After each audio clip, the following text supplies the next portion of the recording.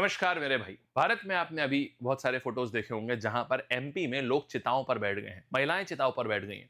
क्या है ये चिता आंदोलन? और बहुत सारे लोग इसको बोल रहे हैं कि ये लोग शायद देश विरोधी हैं और डेवलपमेंट विरोधी हैं। क्या है सच्चाई इसकी? तो ये वो सच्चाई है जो कोई भी मीडिया हाउस नहीं दिखाएगा, ना लेफ्ट विंग वाले और ना राइट विंग वाले। आइए जी, देखते हैं उन सच्चाइयों को। तो बालकगण, कहानी आती है केन बेटवा प्रोजेक्ट और दोढन गांव की कहानी।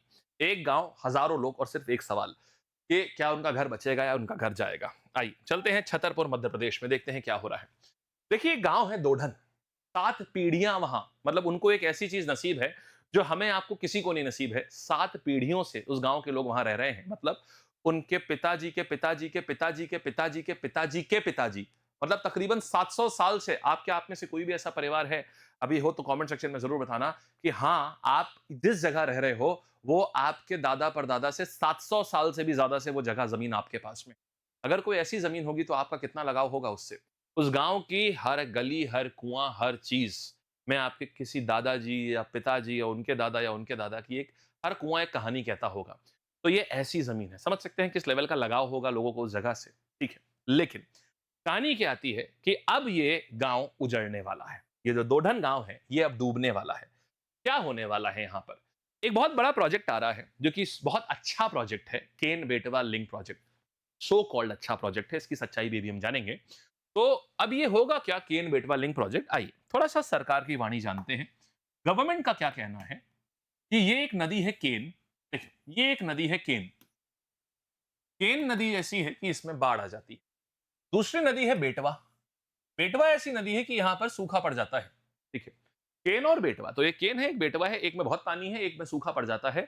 अगर हम ऐसा कर दें कि हम एक 221 किलोमीटर लंबी अगर हम एक कनाल खोद दें, अगर हम 221 किलोमीटर लंबी अगर हम एक कनाल खोद दें, तो इस कनाल के थ्रू होगा क्या? अगर हम ये कनाल खोद दें तो इस कनाल के थ्रू होगा क्या? इस कनाल के थ्रू केन का जितना भी एक्सेस पानी है वो सारा का सारा बेटवा में चला जाएगा और बेहतर होना शुरू हो जाएगा। यस, केन का सारा पानी जाएगा बेटवा में और यहां पर पानी ज्यादा जाने की वजह से अब बेटवा नदी और अच्छी होने लगेगी और यहां कभी बाढ़ नहीं आएगी और यहां कभी सूखा नहीं पड़ेगा। ट्रूली एन ऑसम प्रोजेक्ट, बहुत अच्छा प्रोजेक्ट है ये, राइट? लेकिन देखिए, अब जाहिर सी बात है, इस प्रोजेक्ट जो भी ये बनाया जाएगा तो बहुत सारे रास्ते में जो गांव होंगे उनके घर जाएंगे, उनकी जमीनें जाएंगी, उनकी खेती जाएगी, उनकी वो पुश्तैनी जमीन जो 700 साल से गई है, वो सब कुछ जाएगा ना। देखिए, लेकिन डेवलपमेंट हैज अ कॉस्ट। अगर हम ऐसा सोचें तो शायद कभी भारत में डेवलपमेंट हो ही ना पाए। जितने हाईवे, एक्सप्रेसवे, नेशनल हाईवे हम देख रहे हैं, शायद सब कभी किसी ना किसी के घर थे। ये बात सच है। और डेवलपमेंट के लिए तो लेना ही पड़ता है जमीनों को, ये भी बात सच है। और ज्यादती तौर पे ये बहुत तकलीफ दे भी है। लेकिन थोड़ा सा इसको अंदर चलते हैं। ये कहानी तो सरफेस लेवल कहानी हुई जहां सब कुछ ठीक है, थोड़ा अंदर चलते हैं। जब ये होगा, केन बेटवा लिंक प्रोजेक्ट होगा, तो कहा जा रहा है कि भाई यहां 62 लाख लोगों को पीने का पानी मिलेगा। बहुत ही खूबसूरत बात है ये। 10 लाख हेक्टेयर खेतों को सिंचाई का पानी मिलेगा, बहुत बढ़िया बात है ये। और 44,000 करोड़ इसमें लगाए जा रहे हैं, यानी इतना बड़ा प्रोजेक्ट है, बहुत सारे लोगों को रोजगार मिलेगा इसमें। ये सारी बातें बहुत अच्छी हैं, बहुत सही है। थोड़ा सा अंदर आते हैं और अब बात करते हैं जो ये डैम बनेगा जिससे ये सब पानी वानी पिया दिया जाएगा। इससे कुल मिला के 24 गांव हैं जो कि इफेक्ट हो रहे हैं और 23 लाख पेड़ काटे जाएंगे। साहब, ग्लोबल वार्मिंग के टाइम पर 23 लाख पेड़ों को काट दिया जाएगा। ये एक बहुत बड़ा चिंता का विषय है। इस समय क्लाइमेट चेंज के टाइम पर 23 लाख पेड़ों को काटा जाना और हजारों परिवार जो हैं ये विस्थापित हो जाएंगे। और इसमें से 16 ऐसे गांव आते हैं जो पन्ना टाइगर रिजर्व में है। मतलब टाइगर्स को बचाने के लिए हमने कितने सालों से मेहनत करी, आज हम उन्हीं के घर के पेड़ काट देंगे, वो कहां जाएंगे? टाइगर है यहाँ पर, घड़ियाल है, बहुत सारे जानवर, शायद दोबारा उन्हें आसरा ढूंढना पड़ेगा अपना, क्योंकि यहाँ के पेड़ सारे काट दिए जाएंगे। अब बात आते हैं कि फिर ये सब तो ठीक है, लेकिन इन सब के बीच में चिता आंदोलन कहां से आ गया? देखिए, यहाँ जो आदिवासी रहते हैं उनका कहना यह है कि देखिए, वैसे भी आपने हमारी जमीन ले ली तो हम तो मर ही जाएंगे, तो हम बाद में मरे, इससे अच्छा उन्होंने हम पहले ही मर जाते हैं। और उन्होंने अपने लिए चिताएं बना ली हैं और चिताओं के ऊपर लेट गए हैं। और अब वो कह रहे हैं कि हम आत्मदाह भी कर लेंगे, हम खत्म हो जाएंगे। ये सिंबॉलिक है कि हम मरते दम तक लड़ेंगे। यही है चिता आंदोलन। ट्राइबल औरतें नकली चिता पर लेट गई हैं, अपने हाथों में अपने बच्चे लेकर के। आंखों में गुस्सा है। उन्होंने बोला अगर हमारी जमीन छीन ली तो हम वैसे भी मर जाएंगे, तो इससे अच्छा पहले ही मर लेते हैं। ये दोडा के लोगों का कहना है। अब ऐसा लग रहा है कि यार सरकार तो बात सुनेगी ना, ऐसे में अगर इतना बड़ा आंदोलन हो रहा है, चिताओं पर लोग लेट गए हैं। लेकिन बात सुनने के बजाय क्या हो रही है, समझिएगा, बात सुनने के बजाय क्या हो रही है, सरकार ने यहाँ धारा 163 लागू कर दी, जिसके तहत अब यहाँ पर 4 लोगों से ज़्यादा कोई भी इकट्ठा नहीं हो सकता, बाहर के कोई लोग अंदर नहीं आ सकते, इवन मीडिया भी नहीं आ सकती। इससे क्या होगा, अंदर क्या हो रहा है उसकी खबर अंदर ही रह जाएगी।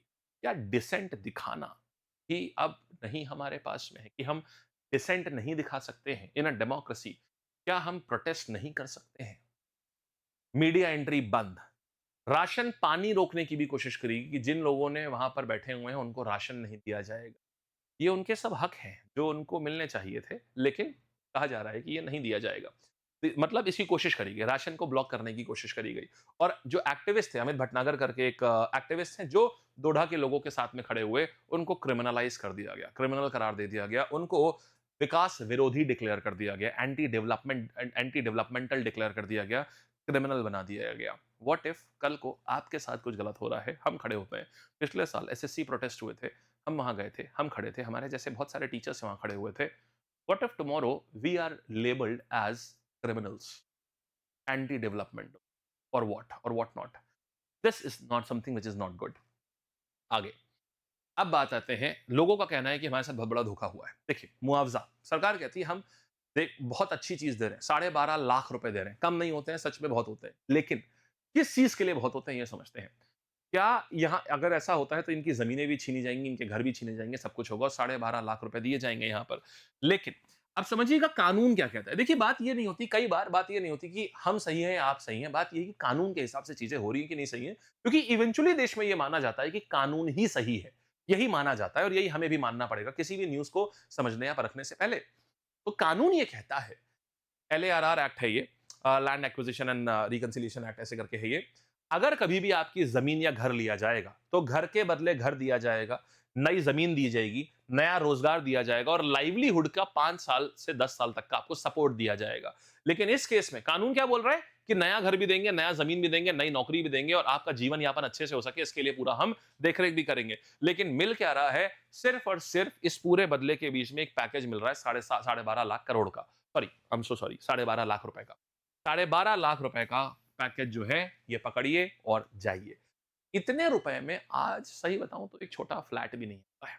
लखनऊ, इंदौर जैसे शहरों में, तो छोटे शहरों की भी बात करें तो एक छोटा मतलब एक आप शायद घर तो खरीद ले इतने में एक आदमी, लेकिन उसकी कोई जमीन नहीं, जिस खेती पे वो घर खरीद लेगा तो वो जाएगा क्या, वो करेगा क्या उसके बाद में, क्योंकि उसकी रोजी रोटी सब जा रही है। इसीलिए वहां के लोग परेशान हैं। अब सबसे बड़ी बात है, अब आती है सरप्राइजिंग बात। ये तो देखिए अभी तक इमोशनल एस्पेक्ट था, थोड़ा प्रैक्टिकल चीज पे आते हैं। दो लोग हैं, हिमांशु ठक्कर, ये एक्सपर्ट। अब बात करते हैं कि यार ठीक है सर, ये तो आप कह रहे हो, what is the experts opinion on it. मैं जब रिसर्च करने बैठा, क्योंकि देखिए आई एम आल्सो ह्यूमन, मेरी भी एक इमोशनल साइड है और हो सकता है कि किसी न्यूज को जानने समझने में मेरी इमोशनल साइड भी बीच में आ जाए और हम उनकी बातें करें। लेकिन इसीलिए साइंटिफिक और एक्सपर्ट्स की बात करते हैं। कहानी आती है सबसे पहले हिमांशु ठक्कर की। हिमांशु ठक्कर IIT बॉम्बे से पढ़े हुए हैं और 35 साल से पानी के क्षेत्र में ही काम कर रहे हैं। इनफैक्ट ये संदर्भ के कोऑर्डिनेटर हैं। 2004 में जब रिवर लिंकिंग प्रोजेक्ट आया था तो सरकार ने इन्हीं को एक्सपर्ट कमेटी में बैठाला था। हिमांशु टक्कर साहब का कहना है कि भाई कौन सी केन कौन सी बेटवा, जब दोनों ही नदियां एक ही रिवर, एक ही बारिश के एरिया के अंदर आती हैं, सेम टाइप की बारिश दोनों नदियों में होती है, तो ऐसा कैसे संभव है कि केन नदी में ज्यादा पानी और बेटवा में कम पानी। ये उन्होंने बोला ये असेसमेंट ही फ्लॉड है पूरा। माने ये पूरा प्रोजेक्ट जिस बेस के ऊपर खड़ा हुआ है, ये रिपोर्ट ही झूठी है, ये रिपोर्ट ही गलत है। इन्होंने ये बात लगातार लिखते रहे, एनवायरमेंट मिनिस्ट्री को भी लिखी, एनवायरमेंट सेक्रेटरी के सिग्नेचर भी हैं उस पे, लेकिन उसके बाद भी इसकी रिपोर्ट की कोई सुनवाई। हिमांशु ठक्कर, जिन्होंने जो खुद 2004 में उस एक्सपर्ट कमेटी के हेड थे जो रिवर लिंकिंग प्रोजेक्ट का काम करती थी, उन्होंने बोला है ही नहीं, केन बेटवा दोनों एक जैसी नदियां हैं। आप कैसे कह रहे हैं कि एक में ज्यादा पानी एक में कम पानी, सूखेंगी तो दोनों साथ में सूखेंगी, बाढ़ आएगी तो दोनों में साथ में बाढ़ आएगी। ऐसा हो ही नहीं सकता एक में बाढ़ आए एक में ही आए, तो ये प्रोजेक्ट का प्रेमाइस ही फॉल्स है। आगे बात करते हैं। तो नेक्स्ट दूसरे आते हैं डॉक्टर रवि चोपड़ा। ऐसे वैसे व्यक्ति नहीं है, 2004 में नहीं सॉरी, सुप्रीम कोर्ट ने इनको हिमालय की एक, जब हिमालय में खनन हो रहे थे तो इनकी कमिटी में इनको भी बैठा, इनको उस कमिटी में शामिल किया था। IIT बॉम्बे से पढ़े हुए हैं, यूएस से PhD करा हुआ है।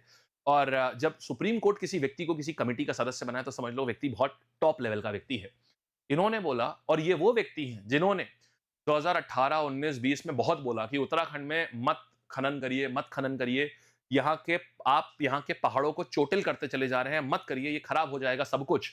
और जब ये नहीं माने तो 2022 में सुप्रीम कोर्ट की कमिटी से इन्होंने रेजिग्नेशन दे दिया, बोला अब मेरे हाथ में कुछ नहीं है, अब जो भी होगा उसके लिए आप सब जिम्मेदार हैं। और 2024 में जोशीमठ में इतनी भयंकर दरार आई जिसमें पहाड़ टूट रहे थे और दरार घरों के अंदर तक दरार आ गई थी, गांव के गांव को विस्थापित होना पड़ा था। 2023 में बनते बनते टनल धस गई थी, 17 दिन तक 41 मजदूर उस टनल में फंसे रहे थे। सारी बातें चोपड़ा साहब ने पहले ही बोली थी कि ये सब समस्याएं आएंगी। 2022 में इनके रेजिग्नेशन देते ही ऐसी सारी बातें आने लगी। इन्होंने भी यही बात बोली। इन्होंने बोला कि भाई ये गलत है। यहाँ पर आप जो ये टनल बना रहे हो, जो ये आप केन बेटवा लिंकिंग प्रोजेक्ट कर रहे हो, इसका कोई पर्पज ही नहीं है। आपको करना है तो आप बुंदेलखंड को पानी देना है ना, तो आप बुंदेलखंड को पानी देने के बहुत सारे अलग तरीके हैं, आप उसको यूज करिए, ये मत यूज करिए। लेकिन बात नहीं मानी गई, बात नहीं मानी गई और गया। तो बोले कि यार केन और बेटवा दोनों एक ही इलाके में बहती हैं, जब बारिश होती है तो दोनों में होती है, सूखा पड़ता है दोनों में पड़ता है, तो ये बात ही गलत है। एक नदी सरप्लस और दूसरी डेफिसिट कैसे हो सकती है, तर्क कहां से आया? यही कहानी आई। तो अब सवाल ये आते हैं, यानी एक्सपर्ट्स ने भी इस चीज को मना कर दिया, तो आखिर क्यों 45,000 करोड़ का प्रोजेक्ट क्यों चलाया जा रहा है? दूसरी बात, जब ऑफिशियल डेटा एक्सेस करने की बात मांगी गई कि इस रिपोर्ट को ऑफिशियल डेटा दिया जाए, तो इस ऑफिशियल डेटा को पब्लिक करने से मना कर दिया गया, साइटिंग नेशनल सिक्योरिटी। ये एक और क्वेश्चनेबल एक्ट आती है कि हाउ कम एक रिवर लिंकिंग प्रोजेक्ट का डेटा का जो रिपोर्ट है, बेस रिपोर्ट जिसके ऊपर ये पूरा बना है, हाउ कम ये एक नेशनल सिक्योरिटी का मुद्दा हो सकता है, जबकि वो नदियां उधर बॉर्डर एरिया में है ही नहीं। How is that possible? तो ये मेन सवाल आ जाते हैं। सबसे बड़ी सवाल है कि देखिए हमें डेवलपमेंट करना है, लेकिन क्या डेवलपमेंट का मतलब ये है कि सिर्फ जो अमीर घर के लोग हैं या जो समृद्ध लोग हैं उनके घर में डेवलपमेंट पहुंचे और जो आदिवासी हैं उनके ऊपर वो डेवलपमेंट खड़ा किया जाए? तो शायद ये डेवलपमेंट कभी किसी को पसंद नहीं आएगा। हमारे गरीब भाई बहन क्या उन्हीं के ऊपर इमारतें बननी चाहिए? नहीं। दूसरा, क्या 12.5 लाख पैसे दे करके 7 पीढ़ियों की जमीन लिए ली जाए, क्या लाइवलीहुड से लेके कुछ और भी ना दिया जाए? तीसरा, 23 लाख पेड़ काटना, ये इस टाइम पर क्या ये सही है? क्या ऐसा कोई और अल्टरनेटिव नहीं है? और सबसे पहली बात, तो बेसिस प्रेमाइस जब एक्सपर्ट्स कह रहे हैं तो वो कौन सा डेटा है जो ये बात कहता है कि हाँ केन और बेटवा को लिंक करा जाएगा? उस डेटा को पब्लिक क्यों नहीं किया जा रहा है? उस डेटा को पब्लिक करा जाना चाहिए। तो ये है पूरी कहानी भाई। ये एक वर्डिक्ट समझिएगा क्या है, कायदे से बैलेंस काम क्या होना चाहिए कि आपको डैम बनाना है, बुंदेलखंड को पानी देना है, लेकिन ऐसे मत करो कि आप रिवर लिंक करके डैम बनाओ, क्योंकि उससे प्रॉब्लम हो रही है। विकास को रोक दो, I am not saying that. What I am saying is, अगर विकास क्या है कि यार हमारे सबसे कमजोर वर्ग के ऊपर अगर खड़े होकर के विकास किया जाएगा तो वो गलत है। और भी तरीके हैं बुंदेलखंड को पानी देने के, उसके लिए और भी चीजें करी जा सकती हैं बहुत जगह पर। गुजरात में तो ऐसी नदियां नहीं है, बट फिर भी वहां पर ऐसे ऐसे गांव में पानी, वहां के लोकल कलेक्टर्स ने ऐसा ऐसा काम कर दिया है कि वहां पर हमेशा पानी सरप्लस प्रॉपर हो चुका है पूरी तरीके से अब। तो ऐसे भी तो काम किए जा सकते हैं। तो बस ये, तो ये थी पूरी पिक्चर इसकी। अब आपका विचार है, क्या अगर आपके हाथ में ये चाबी दे दी जाए तो क्या आज आप डैम बना देंगे यहाँ पर? बस आप ये बताइएगा, ये कमेंट सेक्शन में ज़रूर बताना। ठीक है जी, धन्यवाद। और ये पूरा विश्लेषण आपको अच्छे से समझ में आ गया है कि नहीं, ये भी ज़रूर बताइए। ठीक है, धन्यवाद।